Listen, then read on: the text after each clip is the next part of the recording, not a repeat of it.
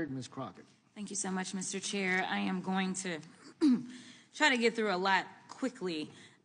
As one of the few people sitting on the dais who actually practice criminal law in the state of Texas, as well as licensed in Arkansas and practice there, as well as federal courts, one of the things that you said earlier, Mr. Beer, really stuck with me, is that there are already laws on the books as it relates to those violent criminals. And I know this because even though I hail from the great city of Dallas, I can tell you that when someone would come in and they were being held in custody for, say, a crime, they also had an ICE hold, okay? And that was for those that had maybe been deported before and had re-entered illegally and things like that. And so no matter what type of city you're in, I do want to be clear, federal law already, no matter if it's under the Biden administration or if it's under a Republican administration, we all agree that we want to be safe. And I think that's the first premise that we're losing, because there isn't something that is tatted on my head that says that I'm a Democrat and therefore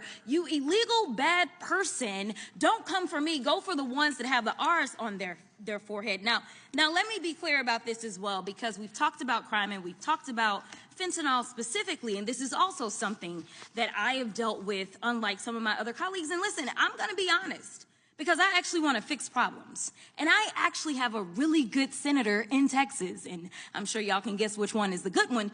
But let me tell you, if we care about fentanyl, I have multiple bills for that. I started on the state level before everybody started talking about it, and I have federal bills that my senior senator has signed on to. So I welcome my colleagues because I actually want to make sure that my communities are safe. But as we start to talk about crime and statistics, Mr. Beer, I want to play a little game with you. It's called rhetoric versus reality. And so I want to ask you, my first question, is this rhetoric or reality? Immigrants commit more crimes than U.S. citizens. On a per capita basis? Rhetoric or reality? Oh, it is rhetoric. Okay, thank you so much.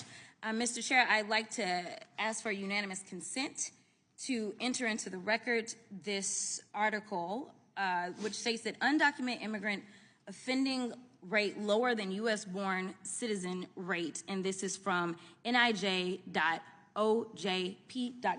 Without objection. Thank you so much. The next one, immigrants are just living off the federal government and contribute nothing. That would be rhetoric. Okay, thank you so much. Mr. Chair, I would ask unanimous consent to enter study that says undocumented immigrants pay almost $100 billion in taxes. This is from the Alabama Reflector. Without objection.